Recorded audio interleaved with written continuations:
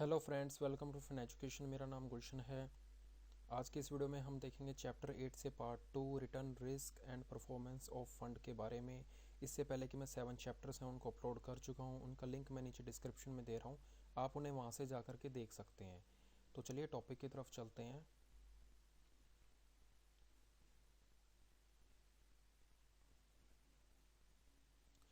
इसमें हम देखेंगे मेजर्स ऑफ रिटर्न के बारे में, टाइप्स ऑफ रिटर्न के बारे में, किस तरीके से उनकी कैलकुलेशन की जाती है, किस किस फॉर्मेट में उनकी कैलकुलेशन होती है वो हम देख लेते हैं। तो various types of returns are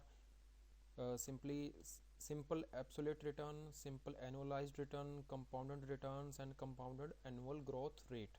so ये 4 तरीके से रिटर्न को कैलकुलेट किया जाता है। इनको मैं अभी आपको समझाऊंगा कि किस तरीके से इनकी कैलकुलेशन की जाती है, कौन से फॉर्मूलाज यूज़ किए जाते हैं इनकी कैलकुलेशंस में, और कौन सी रिटर्न किस पीरियड के ऊपर एप्लीकेबल होती है। सबसे पहले हम देखेंगे सिंपल एब्सोल्यूट रिटर्न के बारे में। Returns for non-liquid funds duration less than 1 year should be mentioned in simple absolute return। तो वो ये रिटर्न्स किन के लिए एप्लीकेबल है? उन नॉन लिक्विड फंड्स के लिए जिनकी ड्यूरेशन 1 साल से कम है, ठीक है, उनको हम सिंपल एब्सोल्यूट रिटर्न में कैलकुलेट करेंगे। तो इसका फॉर्मूला देख लेते हैं हम। फॉर्मूला है इसका लेटर नैव, मतलब बाद की जो नैव है वो, और जो स्टार्टिंग की जो नैव है वो, ठीक है। बाद की नैव जो है लेटर नैव माइनस इनिशियल नैव, ठीक है, divided by initial naive into 100, ये इसका फॉर्मूला है। अभी एक एग्जांपल के थ्रू मैं आपको बताऊंगा कि अगर हम इसके एक एग्जांपल लेते हैं तो इसकी कैलकुलेशन कैसे की जाएगी। एग्जांपल इसकी है, suppose you invested in a scheme at the NAV of ₹12, later you found that the NAV has grown to ₹15, how much is your return. अगर आपने 12 रुपीज़ की एक नैव है उस पर इन्वेस्टमेंट कर दी और अभी उस नैव की जो वैल्यू है, अभी जो नैव है वो 15 रुपीज़ की है, तो आपको 3 रुपये का इसमें प्रॉफिट हो रहा है एक यूनिट पर। तो वो जो 3 रुपये की कैलकुलेशन है, जो 3 रुपये हैं वो कितनी रिटर्न बनती है, वो इस फॉर्मूले से हम कैलकुलेट करेंगे।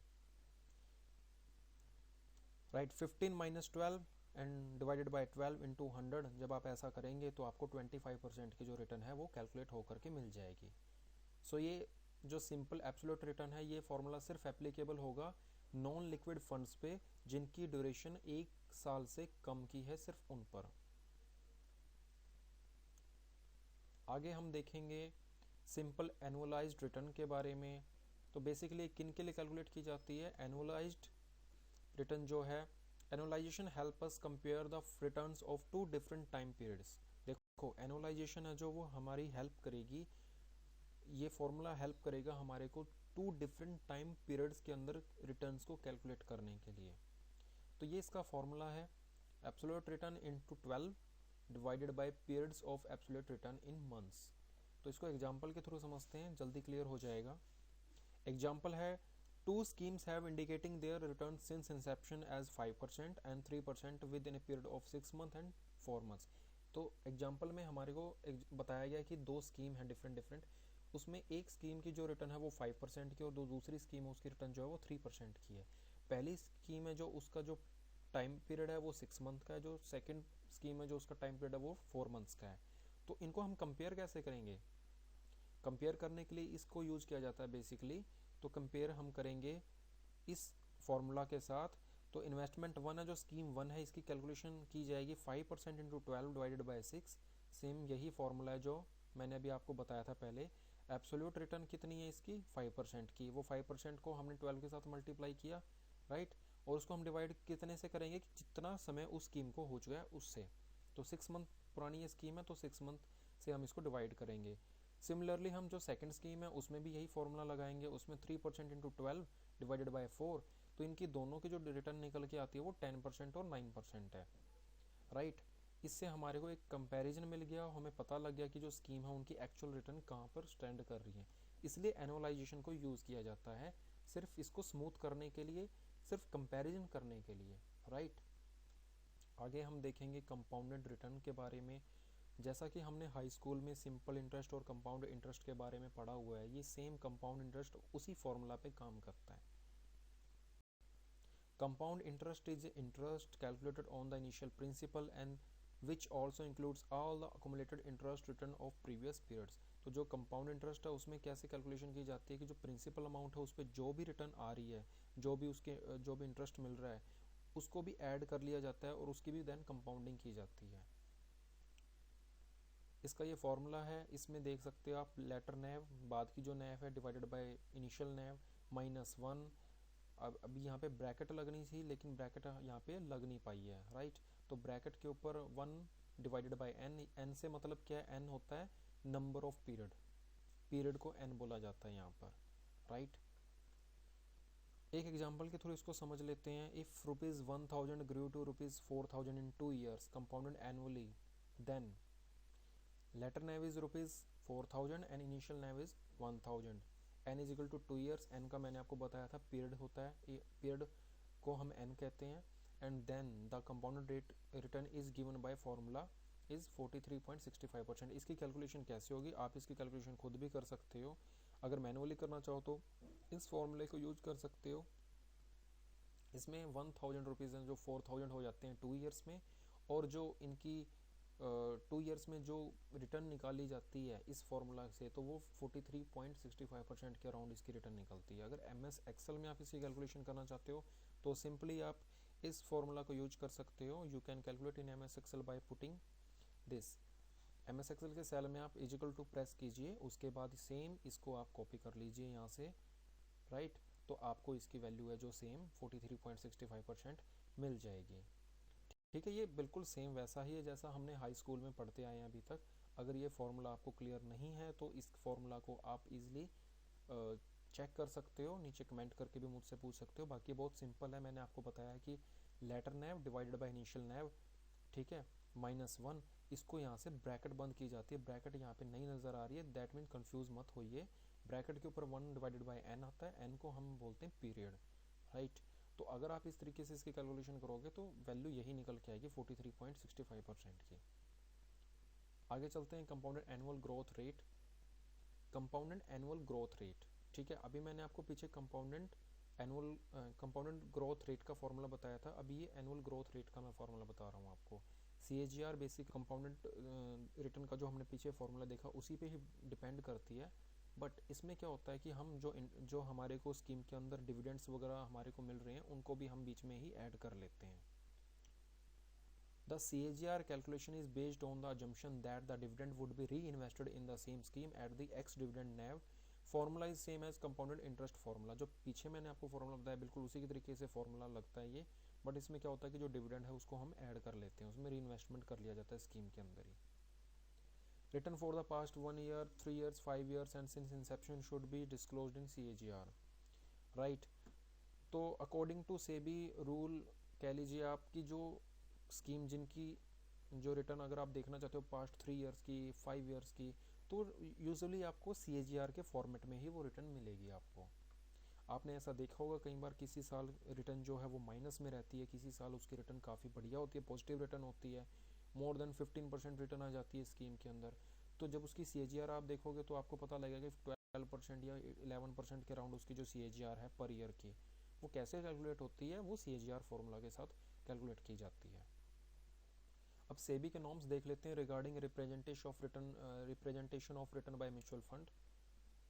Mutual funds are not permitted to promise any returns unless it is an assured return scheme. Mutual fund कोई भी रिटर्न प्रॉमिस नहीं करेंगे जब तक कि वो कोई एश्योर्ड रिटर्न वाली स्कीम ना हो। The guarantor will need to write out a cheque if the scheme is promising any return. जो भी स्कीम का गारंटर है उसको एक चेक साइन करना पड़ेगा अगर वो प्रॉमिस कर रहे हैं किसी रिटर्न को। तो यूजुअली कोई भी म्यूचुअल फंड स्कीम आपको रिटर्न की प्रॉमिस नहीं करेगी। आपने एक लाइन तो सुनी ही होगी, investment mutual fund investments are subject to market risk, please read all scheme related document carefully. तो इसीलिए लिखा जाता है इसको कि उसकी रिटर्न जो है वो कभी भी आपसे प्रॉमिस नहीं किया जाता कि ये रिटर्न आपको मिलेगी। पास्ट परफॉर्मेंस को देख कर क्या फ्यूचर को प्रिडिक्ट कर सकते हो, लेकिन उसकी कोई गारंटी नहीं हो सकती कि ऐसी ही रिटर्न आएगी जैसी पास्ट में रिटर्न आई है। आगे हम देखते हैं driver of risk in a mutual fund scheme. Risk in mutual fund schemes would depend on the following factors. Nature of portfolio, portfolio का क्या नेचर है, क्या वो एग्रेसिव है या फिर कंजर्वेटिव पोर्टफोलियो बना रखा है, तो वो डिपेंड करता है कि किस टाइप का पोर्टफोलियो है। लिक्विडिटी पर भी डिपेंड करता है, क्या उस स्कीम के अंदर प्रॉपर लिक्विडिटी है, उसकी जो सिक्योरिटीज़ है उसमें लिक्विडिटी है जो पोर्टफोलियो में बना रखी है। उसके बाद लिवरेजिंग भी है जो रिस्क का एक बड़ा फैक्टर है। Outside liabilities, unit holder churning, unit holders हैं जो वो बार बार रिडम्पशन तो नहीं करवा रहे एएमसी के थ्रू। उसके बाद हम देखते हैं fluctuations in return is a measure of risk, variance, standard deviation, beta, modified duration, weighted average maturity, credit rating are some useful risk measures. Two type of risk are systematic and non systematic risk. तो देखिए जो beta है, modified duration है, variance है, standard deviation है, इनसे हम risk की कैलकुलेशन लगाते हैं बेसिकली। ठीक है, तो अभी रिस्क को कैटेगराइज कर लेते हैं। रिस्क कितने तरीके से कैटेगराइज किया जा सकता है? दो तरीके से कैटेगराइज कर सकते हैं हम इसको, सिस्टमेटिक और नॉन सिस्टमेटिक रिस्क। इनको डिटेल में देख लेते हैं। अनसिस्टमेटिक रिस्क देख लेते हैं सबसे पहले। This is a unique to particular event of the company और इंडस्ट्री। अनसिस्टमेटिक रिस्क है वो पूरी इंडस्ट्री पे, पूरी इकोनॉमी पे उसका कोई इफेक्ट नहीं होता। यूनिक या पर्टिकुलर इवेंट जिनको हम कहते हैं, जैसे कोई कंपनी रिलेटेड हो सकता है ये किसी, या पर्टिकुलर किसी एक ही इंडस्ट्री को इफेक्ट कर रहा हो। जैसे कोई लिक्विडिटी का रिस्क मान लीजिए, जैसे लिक्विडिटी का रिस्क है वो बैंकिंग सेक्टर को काफ़ी इफेक्ट करता है। ठीक है, तो कंज्यूमर डिमांड है जैसे वो ऑटो सेक्टर को काफ़ी इफेक्ट करती है। तो ये सारी चीज़ें जो अनसिस्टमेटिक रिस्क में कवर होती हैं। This risk could be reduced by diversifying the portfolio. आप अपने पोर्टफोलियो को डाइवर्सिफाई करके अलग अलग सेक्टर्स के, एक स्कीम है जो अलग अलग सेक्टर के सिक्योरिटीज़ को उसमें ऐड ऑन करके अपने रिस्क को जो है डाइवर्सिफाई कर सकती है ईजिली। अब देख लेते हैं सिस्टमेटिक रिस्क के बारे में। This risk could not be reduced by diversifying the portfolio. Diversify करने से ये रिस्क कम नहीं होगा। Rise due to political issues, economic risk, interest and inflation. ठीक है, तो पॉलिटिकल इश्यूज जैसे स्टेबल गवर्नमेंट का ना होना, तो इकोनॉमिकल रिस्क आ जाता है। इकोनॉमी के ऊपर कोई आउट्स इंटरनल और एक्सटर्नल काफ़ी फैक्टर्स होते हैं जिसकी वजह से इकोनॉमी में रिस्क रहता है। इंटरेस्ट रेट का रिस्क हो सकता है, इन्फ्लेशन का रिस्क हो सकता है। तो इनकी वजह से भी इन फैक्टर्स की वजह से भी हम सिस्टमेटिक रिस्क है जो उसको रिड्यूस नहीं कर सकते हैं। इसमें डाइवर्सिफिकेशन काम नहीं करती है। It can be measured by beta. Beta है जो उसके थ्रू हम कैलकुलेट कर सकते हैं इस रिस्क को, इसको एस्टिमेट किया जा सकता है। तो अब हम बीटा को देख लेते हैं। अभी सबसे पहले हम वेरिएंस को देखेंगे, बीटा बाद में देखेंगे। वेरिएंस में क्या है कि suppose there are two schemes, right. Scheme 1 return is 5%, 4%, 5%, 6%। Then average क्या निकलती है इसकी? ये डिफरेंट पीरियड्स की आपको रिटर्न दी गई है, 5%, 4%, 5% एंड 6%। तो अगर आप इनको कैलकुलेट करके 4 से डिवाइड करेंगे, इनको सम अप करके कैलकुलेट इसको डिवाइड करोगे आप 4 से, तो आपकी जो एवरेज है वो 5% की निकलेगी, राइट। एक तो ये स्कीम हो गई। दूसरी स्कीम देख लीजिए, इसके अंदर दूसरी स्कीम आपको 5%, -10%, 20%, 5%। तो अगर इसको भी आप जब सम अप करोगे और इसको डिवाइड करोगे 4 से, तो आपको इसकी एवरेज भी है जो वो 5% ही मिलेगी। तो दोनों की अगर एवरेज देखो तो 5% है। But both scheme have the same average return, but the periodic returns fluctuate more for scheme 2, so more risky. पहली स्कीम इतनी रिस्की नहीं है क्योंकि ठीक है, एक परसेंट या 2% ऊपर नीचे होना ठीक है रिटर्न का। बट ये जो सेकंड स्कीम आप देख रहे हो उसमें 5% की पॉजिटिव रिटर्न, देन -10% की नेगेटिव रिटर्न, देन 20% की पॉजिटिव रिटर्न। तो ये काफ़ी रिस्की है स्कीम देखा जाए तो। Variance measures the fluctuation in periodic returns of a scheme such compare to its own average return. तो ये वेरिएंस है जो ये हेल्प करता है इसकी मेजरमेंट में। स्कीम 2 और स्कीम 1 की जैसे मैंने आपको एग्जांपल दिए, इस टाइप की जो मेजरमेंट है वो वेरिएंस के थ्रू की जाएगी। Variance as a measures of risk is relevant for both debt और इक्विटी स्कीम्स। ये दोनों पे ही काम करता है, डेट स्कीम पे भी और इक्विटी स्कीम पर भी। ठीक है, अब हम देखते हैं स्टैंडर्ड डेविएशन के बारे में। Standard deviation also measures the fluctuation in periodic returns of a scheme. ठीक है, स्टैंडर्ड डेविएशन को भी हम पीरियडिक रिटर्न्स को कैलकुलेट करने में यूज़ करते हैं, उनकी फ्लक्चुएशंस को एस्टिमेट करने में करते हैं। As standard deviation is the square root of variance. जो वेरिएंस हम निकालते हैं उसका स्क्वायर रूट होता है, वो ही स्टैंडर्ड डेविएशन कहलाता है। A high standard deviation indicates greater volatility in the returns and greater risk. तो जो स्कीम सेकंड आपने देखी थी वेरिएंस वाले टॉपिक में, उसका स्टैंडर्ड डेविएशन हाई होगा, तो उसकी वॉलेटिलिटी भी ज़्यादा है क्योंकि किसी समय वो -10% की रिटर्न दे रही है, किसी समय वो पॉजिटिव 20% की रिटर्न दे रही है तो उसकी काफ़ी ज़्यादा वोलेटाइल स्कीम है वो। As a measure of risk it is relevant for both debt और इक्विटी स्कीम्स, ये भी डेट और इक्विटी दोनों ही स्कीम्स के लिए काफ़ी हेल्पफुल है। It is calculated using historic number, it has limited use of predicting future performance.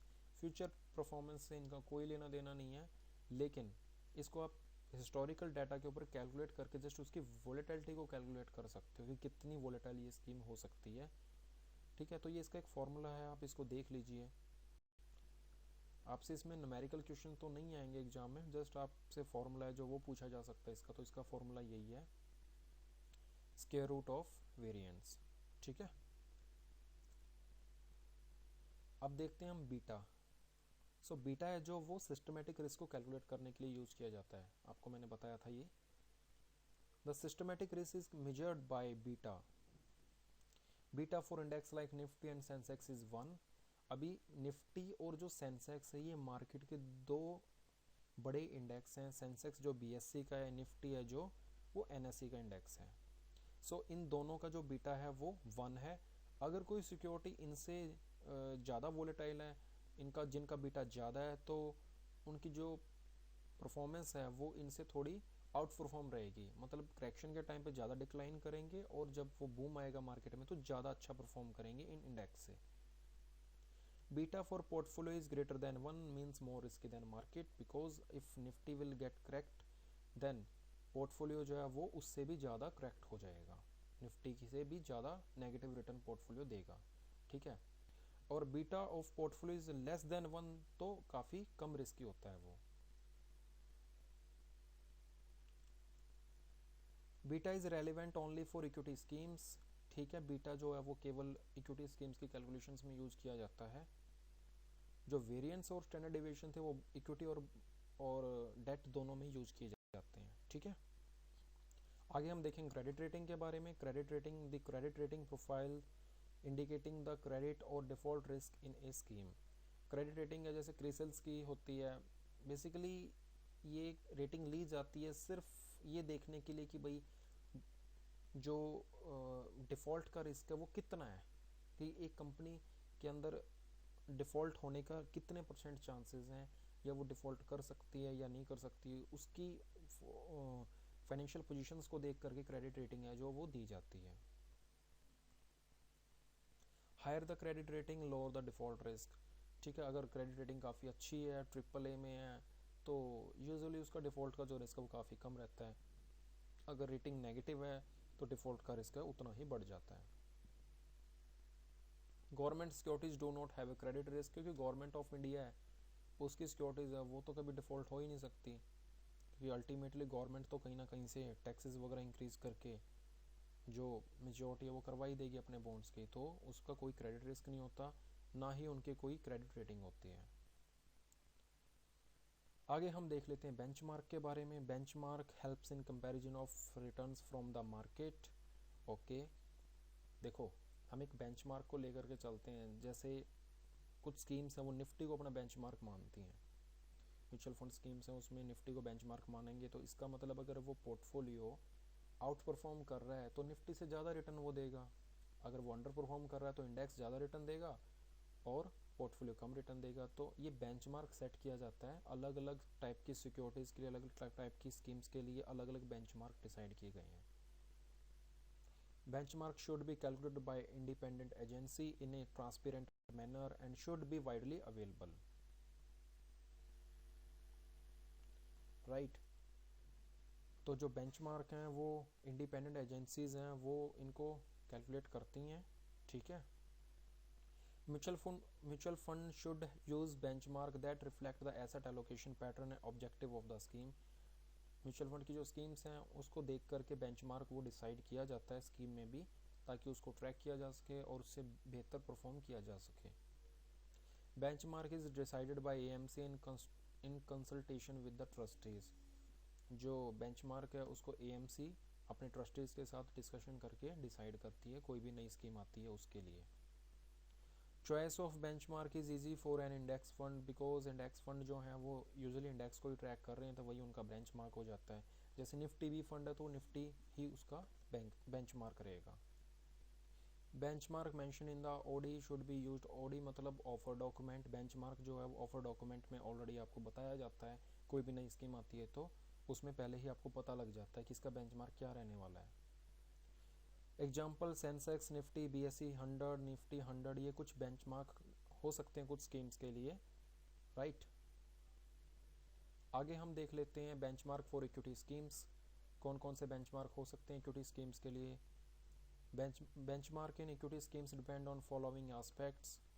Scheme type पर भी डिपेंड करते हैं बेंचमार्क। डाइवर्सिफाइड सेक्टर फंड्स हो गए, जैसे चॉइस ऑफ इन्वेस्टमेंट यूनिवर्स, जैसे large cap, mid cap, small cap, इसके accordingly benchmark decide किया जा सकता है। Choice of portfolio concentration, very few more companies, focused fund होते हैं, वो काफ़ी फोकस्ड कंपनियों पे ही अपना पैसा लगाते हैं। उनका जो पोर्टफोलियो वो 30 से ज़्यादा कंपनीज नहीं होती हैं उसमें। और कुछ स्कीम्स ऐसी हैं, कुछ पोर्टफोलियो ऐसे हैं जिनके अंदर काफ़ी सारी कंपनीज में पैसा डाला जाता है। तो ये सब डिसाइड, इन सब चीज़ों को देख करके ही बेंचमार्क की जो डिसीजन है वो उसका डिसीजन किया जाता है बेंचमार्क का। Some benchmark for equity schemes are Sensex, S&P, CNX, Nifty, BSE 100, mid cap, ठीक है। आगे हम देख लेते हैं benchmark for debt schemes. Developed by rating agencies recommended by AMFI. जो रेटिंग एजेंसीज हैं जिनको एमफी रिकमेंड करती है वो बेंचमार्क को डिसाइड करते हैं डेट फंड स्कीम के लिए। NSE का जो माइबर है, Mumbai intern bank offered rate, वो लिक्विड स्कीम्स का बेंचमार्क है। ICICI securities sovereign bond index based on government securities, ठीक है। तो ये भी एक बेंचमार्क है, ये गवर्नमेंट सिक्योरिटीज पर बेस्ड होता है। SIBX 1 to 3 years, MIBX 3 to 7 years, LIBX more than 7 years, right. ये जो बेंचमार्क हैं ये 1 to 3 years की मेच्योरिटी वाले बॉन्ड्स के लिए, ये 3 to 7 years की मेच्योरिटी वाले बॉन्ड्स के लिए, और ये मोर देन 7 years की मेच्योरिटी वाले बॉन्ड के लिए जो है LIBX का जो बेंचमार्क है वो यूज किया जाता है। आगे देखेंगे CRISIL guild bond index for government securities, CRISIL AAA corporate bond index, right. ये कुछ बेंचमार्क हैं जिनके नाम मैं बता रहा हूँ आपको, ये डेट स्कीम्स के लिए यूज होते हैं basically. CRISIL CompBEX composite bond index, CRISIL STBEX short term bond index, CRISIL debt hybrid index 60:40, CRISIL debt hybrid index. तो ये कुछ बेंचमार्क हैं, इनको आप एक बार याद कर लीजिए। टोटली सारे डेट स्कीम्स के लिए एग्जाम में आपसे अगर पूछा जाए तो ये क्वेश्चन आ सकता है कि इनमें से कौन सा इंडेक्स है जो डेट स्कीम्स में यूज किया जाता है, राइट। अब आगे देख लेते हैं बेंचमार्क फॉर अदर स्कीम्स में। Hybrid fund invest in a mix of debt and equity, therefore the benchmark for hybrid fund is a blend of an equity and debt index. CRISIL hybrid index is used for hybrid fund. CRISIL का एक hybrid index है जिसको use किया जाता है hybrid funds के लिए, क्योंकि ये जो फंड है ये डेट और इक्विटी दोनों का ही मिक्सचर होता है, ठीक है। Gold ETF, gold price would be the benchmark for such funds. Gold ETF है, उनका जो बेंचमार्क है वो इंटरनेशनल गोल्ड प्राइस है, वही रहेगा। रियल एस्टेट फंड्स के लिए a few real estate service companies have developed their real estate indices. International funds it depend on the where the scheme proposes to invest. Thus a scheme seeking to invest in US might have the S&P 500। तो इनके अपने जो index हैं basically वो scheme के nature पे depend करते हैं। कोई फिक्स नहीं होता कि किस स्कीम का इंडेक्स कौन सा फिट किया जाए। बेसिकली ये स्कीम का नेचर, उसकी होल्डिंग्स, उसके पोर्टफोलियो को देखकर ही डिसाइड किया जाएगा कि इसका इंडेक्स है जो वो कौन सा रहेगा, बेंचमार्क इंडेक्स कौन सा रहेगा इसका, ठीक है। सो फ्रेंड्स, इस वीडियो में बस इतना ही। अगर ये वीडियो आपको पसंद आया तो वीडियो को प्लीज़ लाइक कीजिए, चैनल को सब्सक्राइब कीजिए। आप अपना डाउट नीचे कमेंट करके मुझसे पूछ सकते हो। तो आज के लिए बस इतना ही।